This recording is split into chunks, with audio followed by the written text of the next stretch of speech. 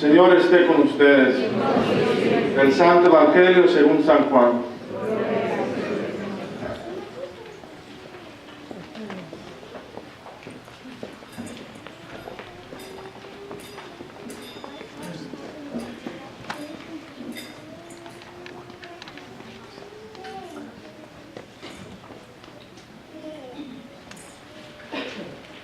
Hubo un hombre enviado por Dios que se llamaba Juan. Este vino como testigo para dar testimonio a la luz, para que todos creyeran por medio de él. Él no era la luz, sino testigo de la luz. Este es el testimonio que dio Juan el Bautista, cuando los judíos enviaron desde Jerusalén a unos sacerdotes y levitas para preguntarles: ¿quién eres tú? Él reconoció y no negó quién era. Él afirmó: yo no soy el Mesías. De nuevo le preguntaron: ¿quién eres pues? ¿Eres Elías? Él le respondió: no lo soy. ¿Eres el profeta? Respondió: no. Le dijeron: entonces dinos quién eres, para poder llevar una respuesta a los que nos enviaron. ¿Qué dices de ti mismo? Juan les contestó: yo soy la voz que grita en el desierto, enderecen el camino del Señor, como anunció el profeta Isaías. Los enviados que permanecían en las sectas de los fariseos le preguntaron: entonces, ¿por qué bautizas si no eres el Mesías, ni el Elías, ni el profeta? Juan le respondió: yo bautizo con agua, pero en medio de ustedes hay uno al que ustedes no conocen, alguien que viene detrás de mí, a quien yo no soy digno de desatar las correas de sus sandalias. Esto sucedió en Betania, en la otra orilla del Jordán, donde Juan bautizaba. Palabra del Señor.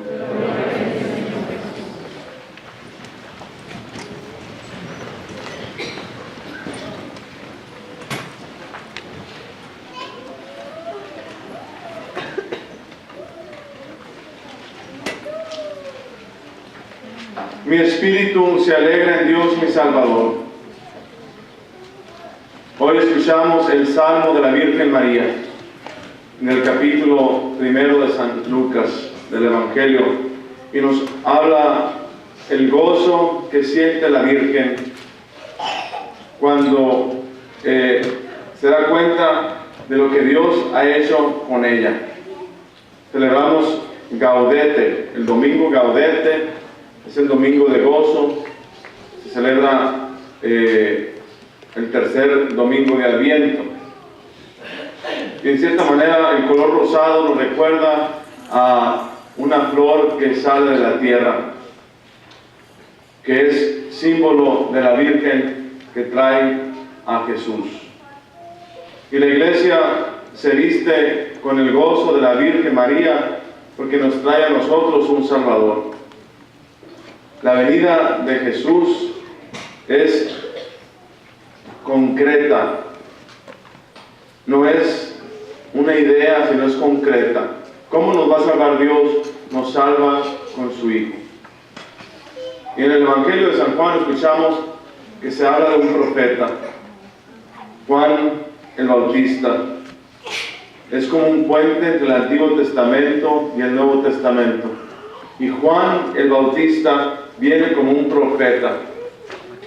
La profecía en la Sagrada Escritura, como en la Iglesia, son aquellas personas que adivinan el futuro, para aclarar un poco. Es como psíquicos, ¿no? Una farsa. Cuando hablamos de un profeta, no estamos hablando de alguien que viene a adivinar. Viene a hablar de parte de Dios, un mensaje de Dios. Y lo confunden. Pudo haber Juan abusado de su puesto y decir: bueno, sí soy el Mesías, y ya. Había una duda que si eres el profeta, que si eres Elías. Pero Juan se pone con una postura de humildad. Simplemente yo soy la voz de que grita en el desierto. Pero ¿qué es lo que esa voz grita? En el Evangelio que escuchamos nos brincamos una parte. que vamos a escuchar el día de Navidad. La palabra de Dios se hizo carne y habitó entre nosotros. La luz del mundo vino a los suyos y los suyos no lo recibieron. Y San Juan, el Bautista, se nos presenta como esta figura que es un puente para esa luz. Y viene Juan el Bautista y nos trae la palabra del Señor, pero lo más importante, nos viene a hablar de ese grito en el desierto, una voz que grita en el desierto. Él no es la palabra, él simplemente dice lo que Dios le pide que diga. Esa es la vocación de la iglesia. La iglesia tiene como misión del Señor de proclamar la palabra de Dios. La iglesia no inventa la palabra de Dios. La iglesia no genera palabra de Dios. La iglesia simplemente es una voz que grita la palabra que es Jesús. Jesucristo es la palabra de Dios. Y la iglesia tiene esa misión, y con ella cada uno de nosotros tenemos también esa misión de ser profetas. Ante un mundo que tiene muchas opiniones, diversidades de opiniones, diversidades de puntos de vista, diversidades políticas también. Nosotros, como seguidores del Señor, a veces nos encontramos confundidos con tantas voces que hay por ahí, para ver cuál es la voz que uno tiene que identificar como la voz del Señor. ¿A quién está uno representando si no es a Dios? Anoche tuvimos una bendición en nuestra parroquia. Los monaguillos hicieron una promesa y fueron instalados oficialmente. La primera vez que en nuestra parroquia lo hacemos. Y los muchachos vienen al altar y se ponen delante del sacerdote y prometen ser fieles a la iglesia. Una promesa de fidelidad en sus ministerios por un año. No creo que se acabe el año, ¿no? Puede que dure un poco más. Pero es algo muy bonito los que estuvieron aquí para presenciarlo, porque la iglesia necesita hacer ese llamado para que otros escuchen la palabra de Dios.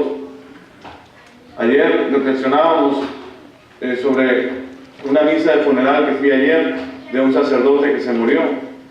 Y estábamos todos los sacerdotes que fuimos y le damos nuestra bendición al Padre en su última salida de la catedral.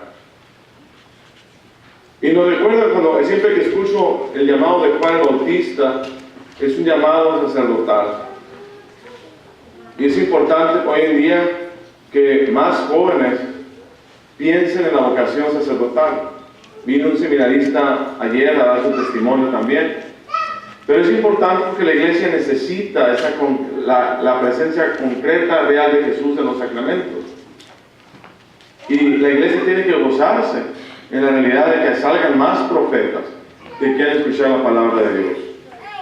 Estos jóvenes que son miembros del grupo de monaguillos, se les da una oportunidad dentro de la parroquia para que sirvan a Dios y también escuchen la palabra de Dios y pasen tiempo en el altar y pasen tiempo con el sacerdote para que asimilen un poco si Dios los está llamando. Si fuera por mí, los mandaba todos al seminario mismo, no, sobre todo los chiquitos, de una vez, no. Pero es Dios el que lo tiene que llamar, pero nosotros, nuestro llamado es poner una tierra fértil. Dios es el que va a sembrar la semilla de la vocación, y es Dios el que la crece, y es Dios el que hace el trabajo. En nuestra cultura eso se nos hace ajeno, porque nuestra cultura nos enseña que uno tiene que ver el fruto de tu trabajo. Todo lo que tú haces, lo que tú ganas. No, en términos bíblicos es diferente, la lógica de Dios es distinta. Lo que la Virgen nos propone en la Magnífica, lo que Dios ha hecho conmigo, lo que Dios ha hecho, porque ha hecho en mí grandes cosas. Es una diferencia, es decir, lo que yo hago a lo que Dios hace por mí, por medio de mí. Esa cultura suscita a la posibilidad de una vocación, no solamente sacerdotal, sino también una vocación religiosa, pero también suscita a una vocación matrimonial sana. A nosotros, a los jóvenes que están ayudando en el altar, les enseñamos, tienes que hacerlo para que te superes a ti mismo. Es lo que el mundo les dice. Tienes que dejar que Dios haga algo en ti. El mensaje del Evangelio es: tienes que dejar que Dios haga algo en ti. Muchas veces pensamos que Dios no está trabajando en nuestras vidas, pero se nos olvida que Dios está todos los días haciendo algo por medio de nosotros y en nosotros también. Pues, por ejemplo, uno dice, una pregunta fácil: ¿cuántos hijos tienes? ¿No? Y uno dice, pues 2, 3, 14. Mi abuelita dijo 14, ¿no?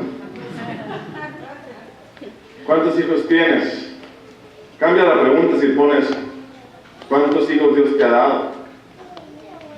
¿No? ¿Cuántos hijos Dios te ha dado? Y así ver las vidas, no como algo que uno tiene que hacer, una misión y hacer algo, sino como una oportunidad para que Dios haga algo en mí, para que Dios realice algo en mí.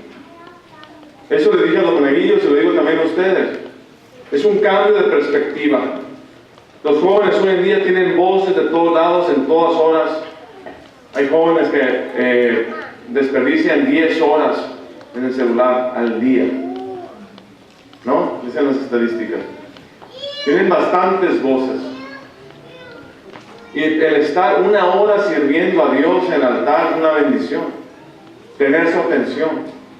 Tan bonito, el martes estábamos preparando para la Virgen de Guadalupe y Iván trajo a los niños del catecismo, los puso todos aquí enfrente. Y por 1 hora ensayaron los cánticos para la posada.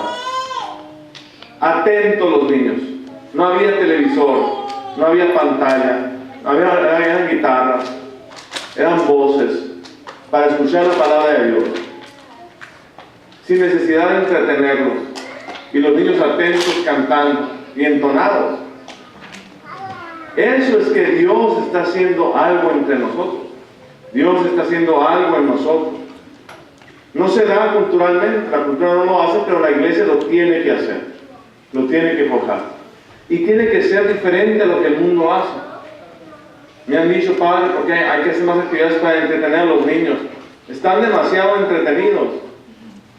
Pero tenemos que darle la oportunidad para que escuchen la palabra de Dios, intacta como es. Lo que la iglesia nos enseña, lo que Jesús nos dice, lo que la Virgen dijo. Por eso es que hacemos esas actividades. Con el favor de Dios los espero este viernes en la posada parroquial, la primera vez que lo hacemos, alrededor del lago. Ya le pedimos permiso a los vecinos. Vamos a tocar las puertas, llevar a la Virgen, a llevar a José, llevar hasta un burro. Aparte de mí, hay otro burro también. Vamos a ir caminando.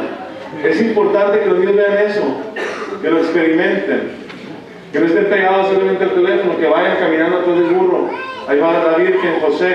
Eso imprime memorias en los niños. Y esas memorias son las que van a llevar la fe al futuro. Tenemos que experimentar ese tipo de acciones, los cantos navideños en inglés y en español, para caminar, y tiene que ser física la presencia. Entonces nos ponemos bajo la intercesión de Santa María Virgen y le pedimos al Señor que imprima memorias en estos niños para que se acerquen más a Dios. En nombre del Padre, del Hijo y del Espíritu Santo.